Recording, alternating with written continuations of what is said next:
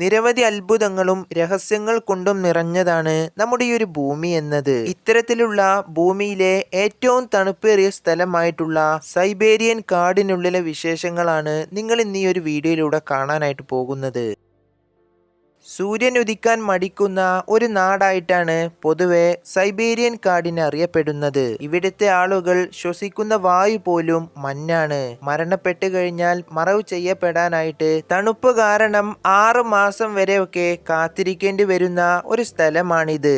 Russia എന്ന രാജ്യത്തിന്റെ ഏറെക്കുറെ 77% വരുന്ന ഭാഗങ്ങളും ഈ പറഞ്ഞ സൈബേരിയൻ പ്രദേശത്ത് അടങ്ങിയതാണ്. സൈബേരിയ എന്ന പ്രദേശത്തിന്റെ വലുപ്പം എന്നത് 13 ലക്ഷം കിലോമീറ്ററോളം വ്യാപിച്ചു കിടക്കുന്ന ഒരു വലിയ പ്രദേശമാണ്. ഒരു ചെറിയ ഉദാഹരണം പറഞ്ഞു കഴിഞ്ഞാൽ ഇന്ത്യയെ പോലുള്ള 4 രാജ്യങ്ങൾ കൂടിക്കഴിഞ്ഞാൽ വരുന്ന വലുപ്പമാണ് ഈ ഒരു വനത്തിനുള്ളത്. എന്നാൽ ഇത്രയും വലിയ പ്രദേശമാണെങ്കിൽ പോലും ഇവിടെ താമസിക്കുന്നത് വെറും 36 ലക്ഷത്തോളം വരുന്ന ആളുകൾ മാത്രമാണ്. ഇത്രയും ചെറിയ ഒരു ജനസംഖ്യയുടെ പിന്നിലുള്ള ഒരു കാരണമെന്നത് ഇവിടത്തെ ഭൂരിഭാഗം പ്രദേശങ്ങളും കാടുകളും പർവ്വതങ്ങൾ കൊണ്ടും നിറഞ്ഞതാണ്.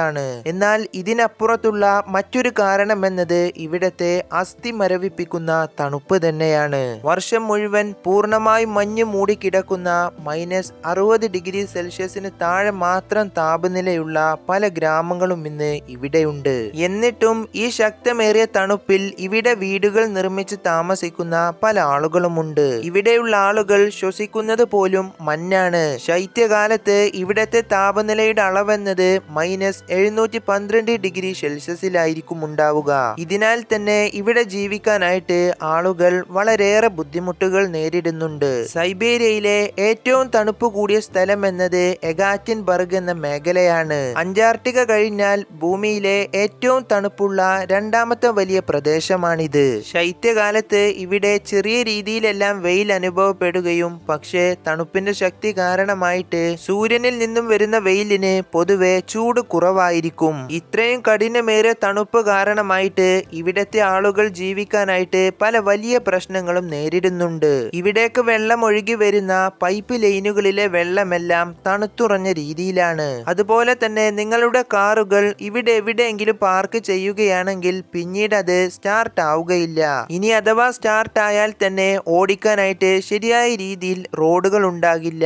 മുഴുവൻ റോഡും വഴികളുമെല്ലാം ഐസ് കൊണ്ട് മൂടിയിട്ടുണ്ടാകും. വാഹനങ്ങൾ ഇങ്ങനെ നിർത്തിയിടുന്ന അവസരങ്ങളിൽ അതിനകത്തുള്ള ഇന്ധനവും മറ്റു ഓയിലുകളുമെല്ലാം തണുപ്പ് കാരണമായിട്ട് തണുത്തുറഞ്ഞിട്ടുണ്ടാകും. ഇതുകൊണ്ടൊക്കെ തന്നെ കാറ് വീണ്ടും പ്രവർത്തിക്കാനായിട്ട് നിങ്ങളൊരു മെക്കാനിക്കിനെ കൊണ്ടുവരേണ്ടി വരും. ഇങ്ങനെ ഒരു പ്രശ്നം ഇല്ലാതിരിക്കാൻ ഇവിടെയുള്ള അധിക വാഹനങ്ങളും ഓഫ് ചെയ്യാറില്ല. ഇതുകൊണ്ടൊക്കെ തന്നെ വാഹനങ്ങളുടെ എഞ്ചിനും മറ്റുമെല്ലാം ചൂടായി കിടക്കുന്നതിനാൽ ഇത് ഒരു പരിധി വരെ തണുപ്പിൽ നിന്നും വിട്ടു നിൽക്കാനായിട്ട് സഹായിക്കുന്നുണ്ട്. ഇനി ഇതുമല്ലെങ്കിൽ തണുത്തുറഞ്ഞു കിടക്കുന്ന വാഹനങ്ങളെ വലിയ രീതിയിൽ തന്നെ ഹീറ്റർ ഉപയോഗിച്ച് ചൂട് പിടിപ്പിക്കുകയും അതുമല്ലെങ്കിൽ വാഹനങ്ങൾ ഇത്തരത്തിൽ പാർക്ക് ചെയ്യുന്ന സമയത്ത് ഇതുപോലെ വലിയ പ്ലാസ്റ്റിക് കവർ ഉപയോഗിച്ചുകൊണ്ട് വാഹനങ്ങളെ മൂടുന്നതുമാണ്. ഇതുപോലുള്ള പ്രശ്നങ്ങൾ ഉള്ളതിനാൽ ഇവിടെ ഇടയ്ക്കിടക്കായിട്ട് വാഹനങ്ങൾ പാർക്ക് ചെയ്യാനായിട്ട് കുറച്ച് ഗാരേജുകൾ പോലുള്ള സൗകര്യങ്ങൾ ഒരുക്കിയിട്ടുണ്ട്. ഇതിനകത്ത് മുഴുവൻ വരുന്നത് വലിയ രീതിയിലുള്ള ചൂടായിരിക്കും. ഇത് വാഹനങ്ങളെ പുറത്തുള്ള തണുപ്പിൽ നിന്നും സംരക്ഷിക്കുന്നതാണ്. ഇതുപോലെ ഏതെങ്കിലും ഒരൊറ്റപ്പെട്ട പ്രദേശങ്ങളിൽ വാഹനങ്ങൾ ഇങ്ങനെ തണുപ്പ് കാരണമായിട്ട് തകരാറിലായി കഴിഞ്ഞാൽ ശരിയായ രീതിയിൽ സഹായങ്ങൾ ലഭിച്ചില്ലെങ്കിൽ ഒരുപക്ഷെ ഈ ഒരു തണുപ്പ് മരണത്തിന് വരെ കാരണമാവുന്നതാണ്. ഇവിടെയുള്ള ആളുകൾ തണുപ്പ് കാരണമായിട്ട് മാസത്തിൽ 1-2 തവണ മാത്രമാണ് കുളിക്കാറുള്ളത്. കുളിക്കാനുള്ള വെള്ളമെടുത്ത് വീടിനകത്തേക്ക് കൊണ്ടുവന്ന് ചൂടാക്കിയിട്ടാണ് ഇവർ അത് ഉപയോഗിക്കാറുള്ളത്. കൂടാതെ ആ ഒരു വെള്ളത്തിൽ തന്നെ വീടിനകത്ത് വെച്ചു തന്നെ വസ്ത്രങ്ങൾ അലക്കുകയും ചെയ്യാറുള്ളത്. ഇനി അഥവാ എങ്ങാനും വീടിന് പുറത്തു വന്ന് വസ്ത്രങ്ങൾ കഴുകി കഴിഞ്ഞാൽ നിമിഷ നേരങ്ങൾ കൊണ്ട് തന്നെ വസ്ത്രങ്ങൾ മരവിച്ച രീതിയിലേക്ക് മാറുന്നതാണ്. ഇവിടെയുള്ള മറ്റൊരു പ്രത്യേകതയാണ് ഈ ഒരു പ്രദേശത്തെ ബാത്റൂമുകൾ എന്നത്. ഇവിടെയുള്ള എല്ലാ വീടുകളിലെയും ബാത്റൂമുകൾ ഇത്തരത്തിൽ പുറത്തു നിന്ന് വീടിനോട് ചേർന്ന് കൊണ്ടാണ് ഇവർ നിർമ്മിച്ചിട്ടുള്ളത്. തണുപ്പ് കാരണമായിട്ട് ടോയ്ലറ്റിലെ പൈപ്പുകളെല്ലാം മരവിച്ചു കഴിഞ്ഞാൽ അത് ബ്ലോക്ക് ആവുമെന്ന് എന്നതിനാലാണ് ഇങ്ങനെ ഒരു കാര്യം ഇവർ ചെയ്തിട്ടുള്ളത്. നിങ്ങൾ കുറച്ച് ചൂടുവെള്ളം ഇങ്ങനെ വായുവിലേക്ക് എറിഞ്ഞു കഴിഞ്ഞാൽ അത് നിലത്ത് വീഴുന്നതിന് മുമ്പേ തന്നെ ഐസായി മാറിയിട്ടുണ്ടാകും. എന്തിനേറെ പറയുന്നു, നിങ്ങൾക്ക് ഇവിടെ കരയാൻ പോലും സാധിക്കില്ല.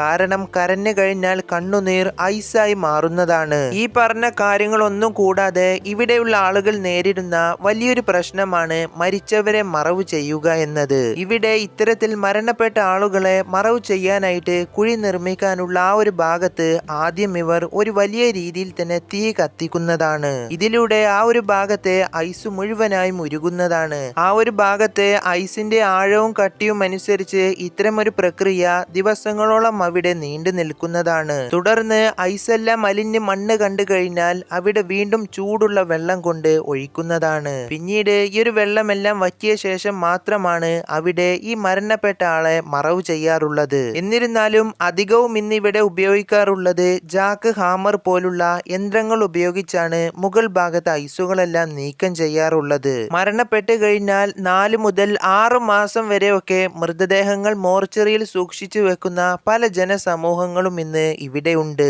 ഇങ്ങനെയൊക്കെയാണെങ്കിലും ഇവിടേക്ക് ധാരാളം സഞ്ചാരികൾ ഓരോ ദിവസവും എത്തുന്നുണ്ട്. മഞ്ഞ് വീഴ്ച കാരണമായിട്ട് ഇവിടെ കൃഷി ചെയ്യുക എന്നത് വളരെയേറെ ബുദ്ധിമുട്ടുകൾ നിറഞ്ഞ ഒരു കാര്യമാണ്. ഇതുകൊണ്ടാണ് ഇവരുടെ പ്രധാന ഭക്ഷണങ്ങൾ എന്നത് മത്സ്യവും മാംസവുമാണ്. ഇവ സൂക്ഷിച്ചു വെക്കാനായിട്ട് പ്രത്യേകം ഏരിയകളോ സ്ഥലങ്ങളോ ഒന്നും തന്നെ ഇല്ല.